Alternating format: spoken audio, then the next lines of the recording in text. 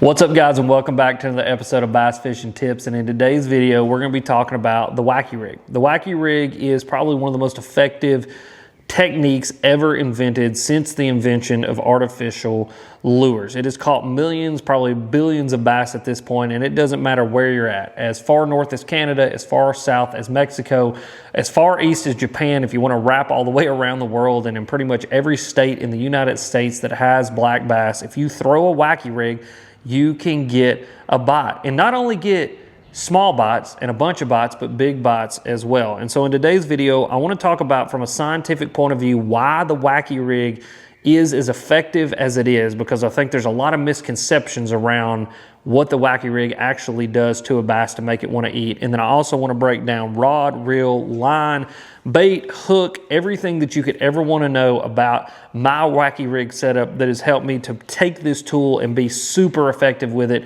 no matter where I have gone in this country and out of this country for catching bass. And so without further ado, let's get right into this video, and we're going to start with a little bit of science. So in the book, Knowing Bass by Dr. Keith Jones, there is a whole entire chapter dedicated to vision. Now, if you don't know about this book is absolutely fascinating, probably the most fascinating book that I've ever read outside of the Bible.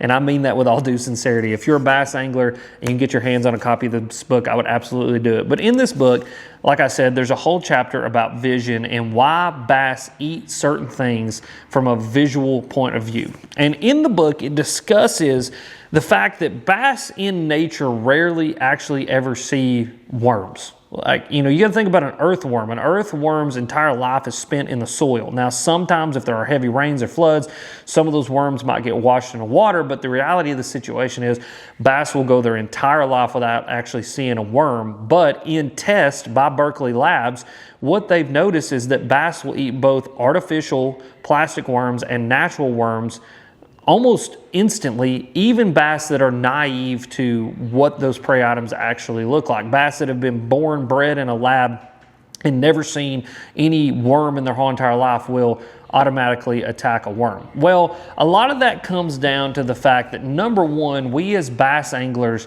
say things like it's the most natural presentation, or we try to throw lures that represent the most natural thing in the water, whether it be a shape, a size, whatever it is.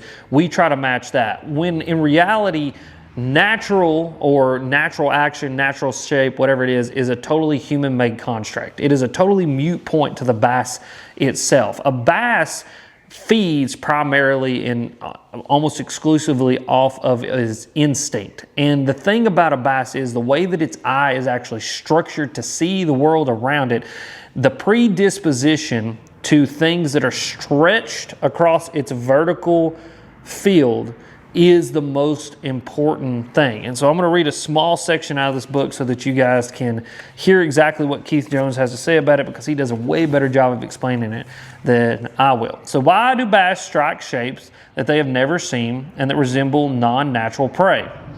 In a word, the answer is instinct. As a primary pescivores, or things that eat other fish, bass are predisposed to seek out objects with long body styles of prey fish like minnows and shad.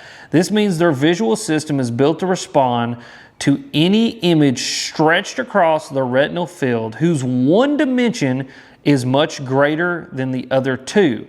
Their anatomical details, such as surface markings or the placement of appendages, likely play a secondary role.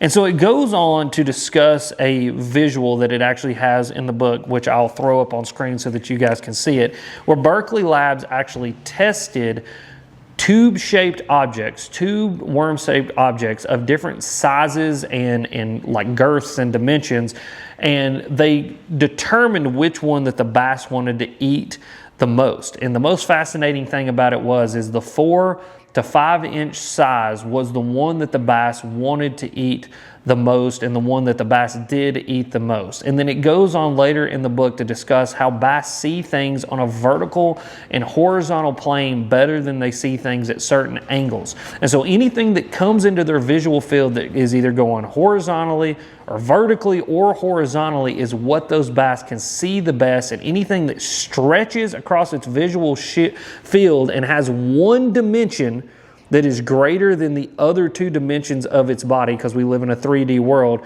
are what bass want to eat the most. Meaning that something like a stick bait, something that is one-dimensionally longer and bigger than the other three dimensions, so its length is bigger than its height and its width, and that falls not only in a vertical fashion, but sits in a horizontal way, hits every single neurological kind of marker that the bass needs to hit in its little bitty instinctually driven brain to get them to bite.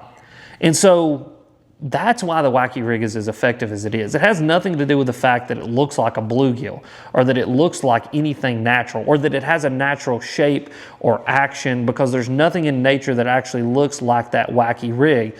What it does is it hits every little key that that bass needs to hit in its little visual brain to hit those instincts to want to kill and to eat something. And I find that absolutely fascinating, because when you look at a Wacky rig stick worm like what we have here, it's the perfect kind of shape and kind of perfect, visual representation within the water to get bass to eat. And I think that that is why this technique has not aged out like other techniques have. Things come and things go within the bass fishing world, but the Wacky rig, among other things, has just remained an absolute bass killer. And from a scientific point of view and what it discusses in Knowing Bass, that is why. And so I thought I would share that with you guys, because I find that absolutely fascinating. When I first read that, my jaw dropped to the floor. This is one of those books that I think my wife finally got tired of me reading it, because every 2 seconds I was going, I didn't know that. Well, that makes sense. That is that book. And so that's why, from a scientific point of view,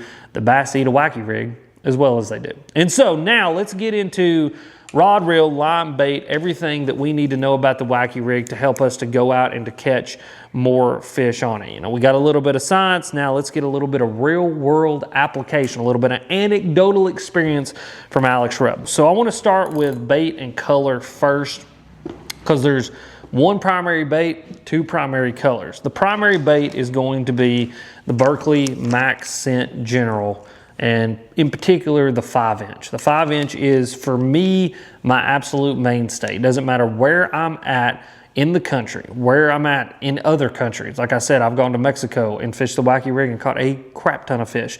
I am going to be throwing that 5-inch size. The 5-inch for me seems to be the absolute best, and that's kind of backed up by science. It actually talks about in the book how they did a test at the Berkeley labs with different sizes of worms, and that the 4 to 5-inch worm was the most effective and the one that the bass wanted to eat the most. And so I didn't base my decision to throw that worm off of that book because I actually hadn't read that book when I kind of settled on the 5-inch. But, kind of putting the book aside just from an anecdotal point of view, or my kind of real world experience, the 5-inch is the absolute most effective size of stick style worm that I have found to go out and catch bass no matter where you're at. And so I stick with the 5-inch the absolute most. There is an honorable mention of another worm that isn't a 5-inch stick style worm like the General, and that is the Berkley Max Scent hit worm. Now the hit worm is a fascinating bait because, unlike that, obviously stick bait style, this is more kind of what you would throw on a shaky head or something like that. So you've got a fatter portion and then kind of a little bitty tail that goes out to a bulb. And what I normally do is I kind of actually wacky rig this thing off of center, and so you're going to wacky rig it more in the fatter part, which leaves that longer tail out to the side. And this thing is going to fall a lot slower and have a really weird kind of shimmying action on the fall. And what I've noticed is, when everybody else has thrown 10 billion 5-inch Cincos or Generals or whatever at them, that sometimes you can mix it up with that hit worm and get those fish to bite. And so just an honorable mention, something to kind of keep in mind. But like I said, 99% of the time I'm throwing that 5-inch stick style worm, and in particular the Berkley Max Scent General. Now, like I said, one worm, two colors. The two colors that I focus on the most are actually, like, one is a particular color and then one is kind of just a whole category of colors.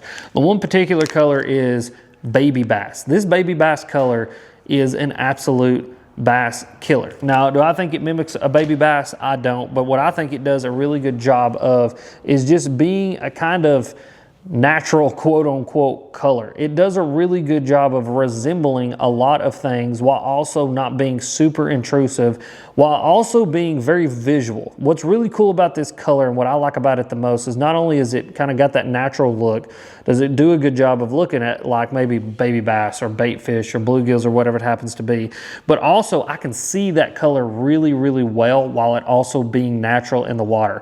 And so a lot of the times with the Wacky rig, it's a very visual kind of fishing for me. You know, whether it be post spawn for, you know, bass that are kind of protecting fry, whether it be deep post spawn and I'm fishing boat docks and different things like that, I can see that bait hit the water, skip under a dock, skip under a tree, and start to sink, and I can visually see that bass eat it. And so I really, really like being able to have a color that's really, really natural, but then also if I need to be able to keep my eyes on it and be able to see it really, really well. And that's what that baby bass does. I absolutely love baby bass. This is probably my number one color, my go-to color that I pick up for almost every situation that I fish in. Now the other color, like I said, is kind of a whole category of colors, and that's gonna be something with a dark base, whether that be a June bug, a black and blue, just something that is dark, you know, something that has a solid base color to it. And I pick this up when I'm fishing in dirty water. Anytime that water gets a little bit dirty, gets a little bit muddy, something I need to do a really good job of contrasting the water around it and being a really good silhouette for those fish to have to see, that's when I'm picking up those darker colors. Now, all that being said, I have seen days when they will eat the black, just a straight black general in gin clear water. It is one of the most fascinating things that you've ever seen, and it is definitely a visual presentation as well because you can see it.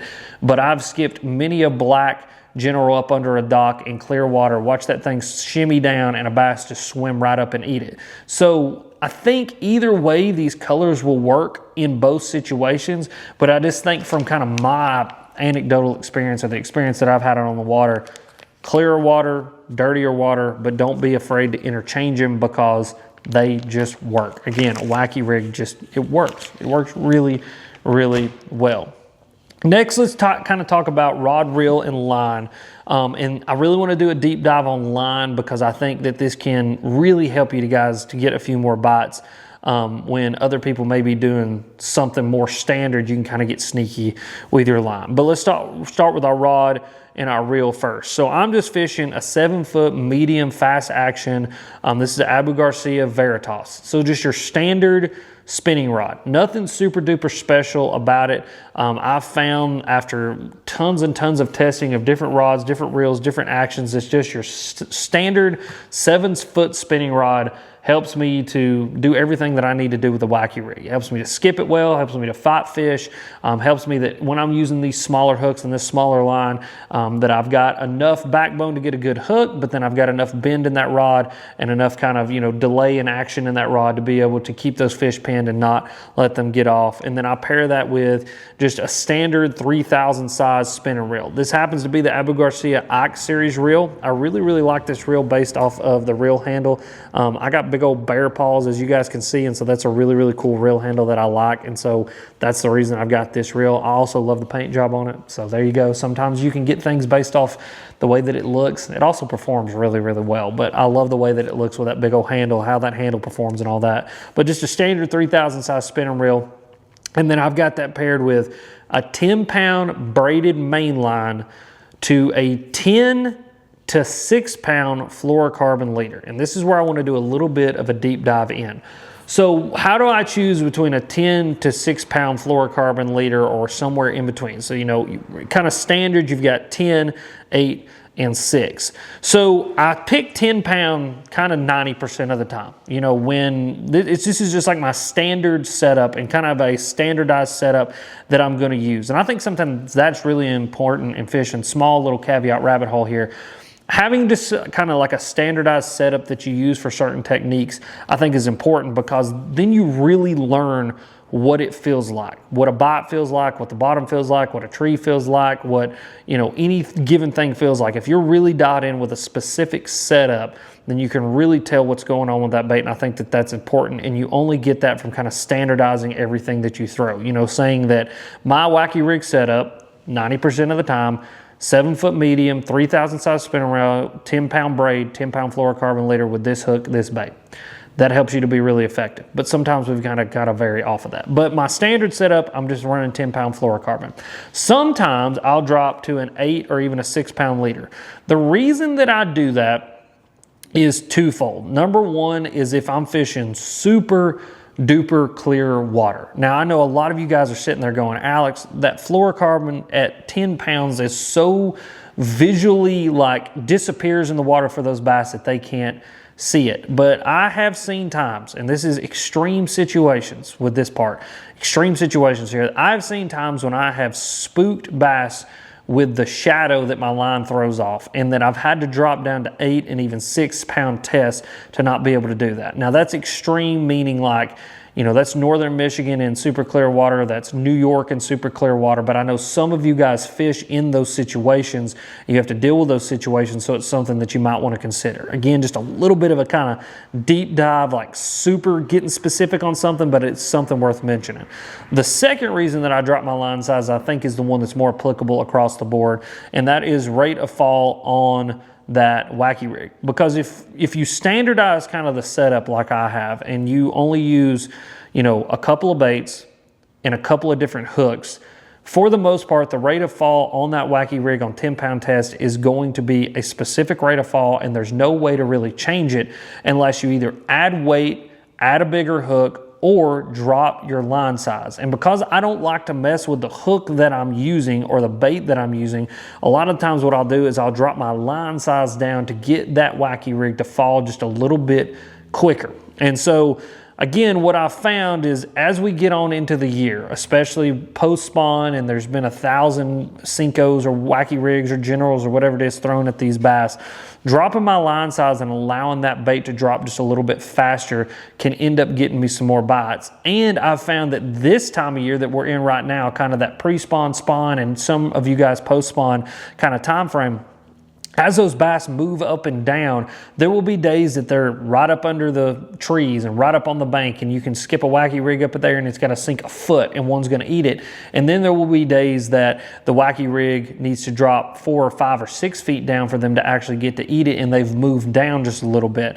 And so dropping that line size allows that bait to drop just a little bit quicker and to get in just a little bit deeper water a little bit quicker. And so that way that you can effectively fish a completely weightless Wacky rig and not have to add any weight or do anything different to it, and kind of mess up that standard across the board that you have learned to use and learn to be really, really effective with. And so dropping that line size down can be super duper important to actually getting a few more fish to bite, not because they may be able to see it, that's an extreme situation, but because you've got to get that bait just a little bit deeper, a little bit faster, and get those fish to actually eat it.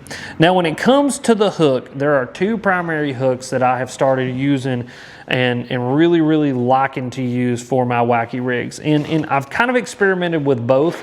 I'm going to show you the one I'm experimenting with right now, and I've experimented with quite extensively to make it and I'm starting to like it quite a bit, and then I'll show you the one that I've used year in, year out that I have the most confidence in. So the one I'm experimenting with right now is this one. It's a little Hayabusa 1/0. This is actually a hook that is designed to rig a Wacky rig weedless.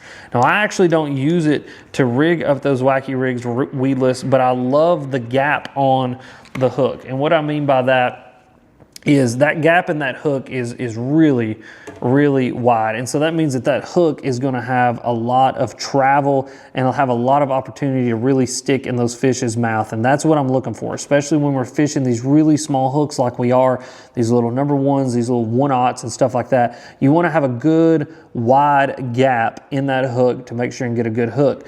The other thing that I like is the offset between the point and the line tie. And so what that means is that there is a lot of distance in between these 2 areas. And so when that hook actually rolls up into that fish's mouth, you don't have to worry about it rolling out. There's going to be a lot of grab before that pull actually starts to happen on that line tie. And that's something that's really, really important. I've seen some Wacky rig hooks, and I don't like this, where the hook point and the line tie are almost exactly the same.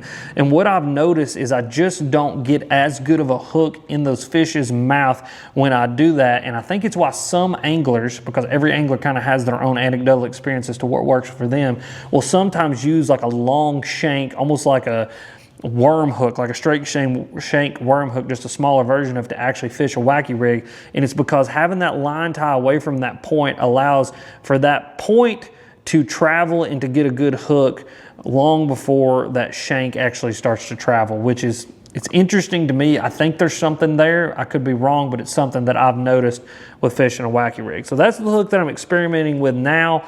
I really, really like it because of the shape and just kind of the bite on the hook. But the one hook that I've used, like I said, year in, year out, that is an absolute killer is this little bad boy right here. This is the Owner Hyper Finesse Nico hook. Now this is a wicked hook, and I like it because not only do you have that travel that I like, you know, that distance between the point and the line tie, but then there's also a small offset in that hook. So you guys can see that hook kind of turns out just a little bit. And even with this hook, sometimes I'll grab it with a pair of pliers before I start using it, and I'll actually bend it out just a little bit more to the side so that there's even more of an offset in that hook.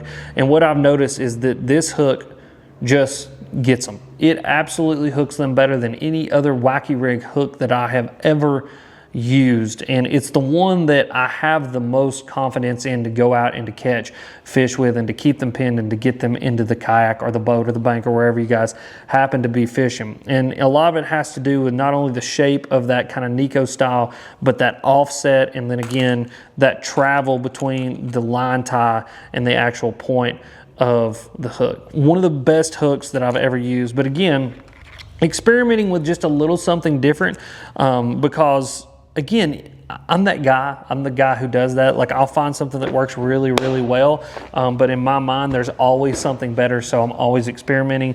But for the most part, those two hooks have been the ones that I've found the most confidence in. Now, one thing I do want to kind of show you guys that's actually new to me, that's replaced wacky rig bands or like wacky rig O-rings that a lot of people use, are these little dudes. So you guys can probably see that little black thing right there. So that is a new little thing that actually Bailey Ogbrett kind of turned me on to, and that is the Nico hack by who is these by? I don't even know who these are by. The G-Crack, that's who they're by. The G-Crack Nico hack. And so what it is this little mug right here. So hopefully you guys can see that. So it's like a little T. So you see like the little T, and then there's a point. And then there's a little bitty hole inside of that T. Hopefully we can see it. So what you do is you actually run that up into the bait. You clip off that top portion, and then you run your hook through that little bitty like opening in that plastic piece. And what I've noticed about these, and what I like about them a lot, is that you can catch a ton of bass on any given bait before that thing actually starts to deteriorate. And it's one of those things that, I don't know, it's just like a better version of something that we've all done for years, which is the O-rings. And G-Crack really figured out how to Nico and wacky rig different baits with that little bitty plastic, I don't even know what you would call that. I guess a Nico hack. I mean, that's the name of it. You know, it's made for Nico rigging, and it's made for wacky rig fishing. And it's just something that they designed that's actually really, really smart. It allows you to run that hook through there either in a horizontal or vertical fashion, however you want to do it. And then it just keeps that bait on there, because your hook is not in the bait itself. It's actually in that little plastic grommet. And so it allows you to catch a ton of fish on there before that bait starts to fall apart and starts to deteriorate. And so it helps you while you're out on the water to save a little bit of money and to save some baits and to keep fish coming into the boat without having to go through 62 bags of whether it be Cincos or Generals or whatever it is. Because at the end of the day, the nature of that wacky rig and what makes that wacky rig effective is not only the shape, but it's the way that it falls and the action that it has in that kind of vertical fashion. And a lot of that comes from how they actually have to design the baits, which is with a lot of salt, which makes them predisposed to fall apart just a little bit easier. But yeah, guys, that's the breakdown. That is as simple of a bait as it is. There's still some kind of specificities to it and some things that I think are important to throw in a wacky rig to make it the most effective. And hopefully you guys go out this spring, this summer, and this fall and catch a bunch of fish on the wacky rig. And if you enjoyed this video, click this video. It's popping up right here.